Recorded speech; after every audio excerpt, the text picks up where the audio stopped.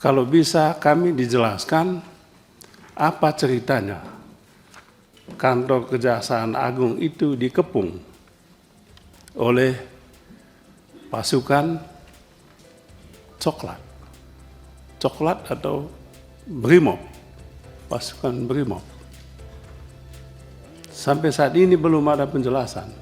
Terkait pengepungan Kejaksaan Agung, dilakukan jujur aja, dilakukan oleh oknum Brimob. Menurut saya, Anggota Komisi 3 DPR RI, Beni Kabur Harman menagih penjelasan terkait pengepungan dan penguntitan oleh anggota Polri kepada Kejagung di tengah pengusutan dugaan kasus korupsi PT Timah Tbk. Beni melempar pertanyaan yang sama kepada Kapolri Jenderal Listio Sigit Prabowo dan Jaksa Agung ST Burhanuddin pada Senin, 11 November 2024, dan Rabu, 13 November 2024. Namun, terdapat perbedaan pernyataan antara Kapolri Jenderal Listio Sigit Prabowo dengan Jaksa Agung ST Burhanuddin terkait penguntitan Jampitsus Febri Adriansyah dan pengepungan kantor Kejagung oleh oknum anggota Polri. Kabur Harman menuntut penjelasan dari keduanya. Akan tetapi, yang ditemukan adalah sebuah perbedaan antara jawaban Kapolri Jenderal Listio Sigit Prabowo dan Jaksa Agung ST Burhanuddin. Jika begini, kemana publik harus percaya?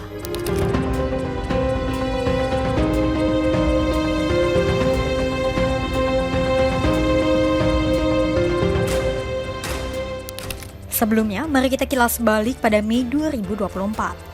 Pada saat itu, Kejaksaan Agung mengungkap perkara dugaan korupsi pengolahan timah pada wilayah izin usaha pertambangan PT Timah Tbk pada tahun 2015 sampai 2022. Kasus itu dinilai merugikan negara dengan nilai potensi kerugian sebesar 271 triliun rupiah. Nilai itu berasal dari berbagai jenis kerugian yang ditanggung, mulai dari kerugian lingkungan, ekonomi, hingga biaya pemulihan. Sebagai penyidik, Kejaksaan Agung telah menetapkan 16 tersangka baik dari pihak swasta maupun PT Timah. Penyelidikan kasus dugaan korupsi PT Timah saat itu dipimpin oleh Jaksa Agung Muda Bidang Tindak Pidana Kasus atau Jampitsus Febri Adriansyah. Nama Febri Adriansyah lantas menerima sorotan usai dirinya diduga mengalami penguntitan dari aparat kepolisian. Peristiwa itu terjadi ketika Febri tengah makan malam di sebuah restoran Prancis di Jakarta Selatan pada Minggu 19 Mei 2024. Saat itu, Febri dikawal oleh satu ajudan dan motor patwal polisi militer yang ditugaskan untuk mengamankan Jampitsus. Dua orang yang diduga personel Densus 88 kemudian menyusul Febri ke restoran Prancis dengan mengenakan pakaian santai kemudian menuju meja di lantai 2. Salah satu anggota tersebut kemudian mengarahkan alat yang diduga alat perekam ke ruangan Febri. Polisi militer yang mengawal Febri lantas mengamankan salah satu anggota Densus 88 berinisial Bribda IM. Sementara rekannya satu lagi lolos. Di dalam telepon genggam anggota Densus 88 itu ditemukan data pribadi Febri Adriansyah. IM kemudian diserahkan pada Biro Pengamanan Internal atau Paminal Mabes Polri. Sejak saat itu, belum ada penjelasan dari Polri apa motif dibalik penguntitan Febri dan siapa yang memerintahkan operasi itu. Kadif Humas Polri, Jenderal Sandi Nugroho, hanya meminta agar perkara itu tak diperpanjang karena tak ditemukan persoalan apapun saat dilakukan pemeriksaan terhadap anggota Densus 88 tersebut. Belum selesai urusan penguntitan, muncul lagi persoalan lain terkait video konvoi di sekitar kantor Kejaksaan Agung yang tersebar ke publik. Sandi Nugroho menyebut bahwa kegiatan itu hanya patroli rutin kepolisian dan merupakan hal yang biasa. Apalagi saat itu sudah mendekati Hari Bayangkara yang diperingati tiap 1 Juli. Sehingga Sandi mengeklaim kegiatan patroli akan bertambah. Namun, dua kasus itu seolah-olah lenyap usai Jaksa Agung ST Burhanuddin nampak akrab bersalaman dengan Kapolri Jenderal Listio Sigit. Keduanya terekam dalam satu frame saat menghadiri pembukaan sistem pemerintahan berbasis Electronic Summit 2024 dan peluncuran GovTech Ina Digital oleh mantan Presiden Joko Widodo di Istana Negara pada Senin 27 Mei 2024.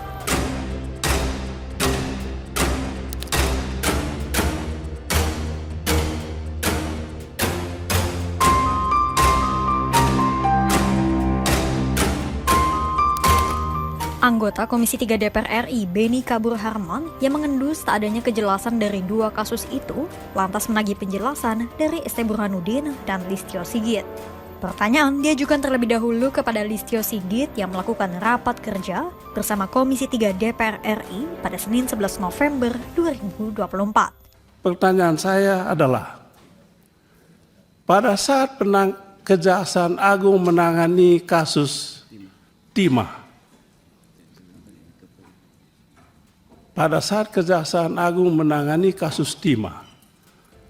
Mabes Polri memobilisasi kekuatan untuk melawan kejaksaan.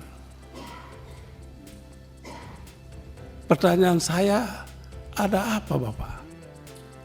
Bukankah institusi kepolisian harus berada dalam satu barisan untuk menyelamatkan sumber daya alam kita ini, khususnya timah ini? Pertanyaan ini saya tanya kemana-mana, tidak ada yang menjawab. Dan perkenankan saya saat ini menyampaikan pertanyaan itu. Mungkin Bapak tidak perlu jawab, itu tidak penting jawabannya bagi saya. Yang penting bagi saya adalah saya sudah menggunakan hak saya untuk bertanya di depan Bapak. Sebab jawabannya tentu sulit. Listio Sigit kemudian menyatakan bahwa berita terkait pengepungan kantor Kejaksaan Agung itu hanya kebetulan yang kemudian membesar karena adanya pemberitaan yang ia anggap sebagai upaya framing. Menurut Listio Sigit, framing itu hanya bertujuan untuk membenturkan Polri dengan kejaksaan dan menjatuhkan citra kepolisian. Listio bahkan bersumpah jika ada anggota kepolisian yang terlibat dalam kasus timah, maka ia tak segan meminta kepada Kejaksaan Agung untuk menindak oknum-oknum tersebut. Kemudian tadi yang disampaikan oleh Pak Beni bahwa pada saat penanganan timah kemudian ada mobilisasi, ini saya jawab Pak. Menurut saya itu kebetulan saja Pak, dan kemudian ada berita yang di framing. Tapi dalam hal ini saya sampaikan Pak, kalau memang ada anggota saya yang terlibat dan tersangkut dalam peristiwa timah, saya yang minta Jaksa Agung untuk anggota saya diproses.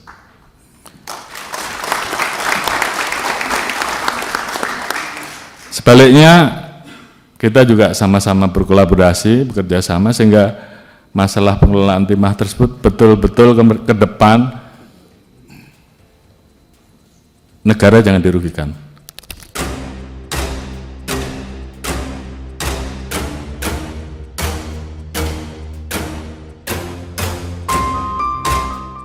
Pertanyaan yang sama kemudian diarahkan Beni kepada Jaksa Agung ST Burhanuddin dalam raker Komisi 3 DPR RI pada Rabu 13 November 2024. Beni menduga Burhanuddin enggan menjelaskan di periode Presiden Joko Widodo karena alasan-alasan tertentu.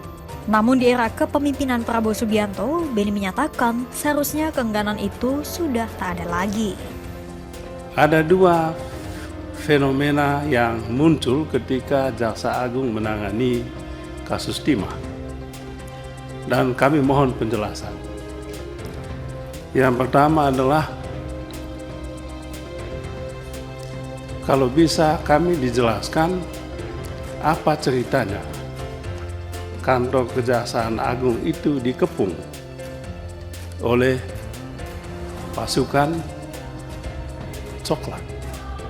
coklat atau Brimob, pasukan Brimob. Sampai saat ini belum ada penjelasan. Hanya muncul berita di publik, kemudian bersalaman lalu selesai.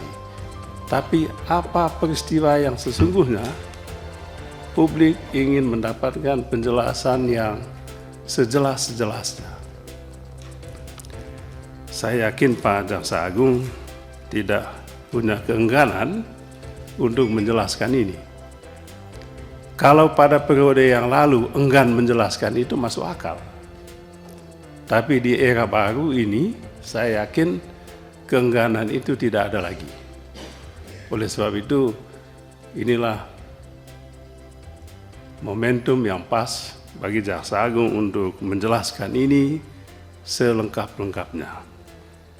Burhanuddin menjawab dengan singkat dan mengaku bahwa konvoi yang mengepung kantor Kejaksaan Agung itu dilakukan oleh oknum Brimob. Burhanuddin dan jajarannya pun telah menyerahkan anggota Brimob itu kepada Mabes Polri. Meski demikian, untuk kelanjutannya, Kejaksaan Agung tak memantau lagi perkembangan pemeriksaan yang dilakukan dalam internal kepolisian. Terkait pengepungan Kejaksaan Agung, dilakukan jujur aja dilakukan oleh oknum Brimob. Oknum Brimob yang tertangkap oleh kami serahkan ke Mabes Polri dan kami tidak monitor lagi soal itu. Dugaan kasus korupsi timah menjadi sorotan sekaligus bulan-bulanan akibat besarnya dugaan kerugian negara yang mencapai 271 triliun rupiah. Ketika kasus mulai bergulir, Polri yang seharusnya berada dalam satu barisan dengan Kejagung justru tersandung oleh dua peristiwa, penguntitan dan pengepungan. Baik Polri maupun Kejagung telah angkat bicara. Namun bagi sebagian pihak, juntrung dari dua kasus itu masih mengambang dan meninggalkan berbagai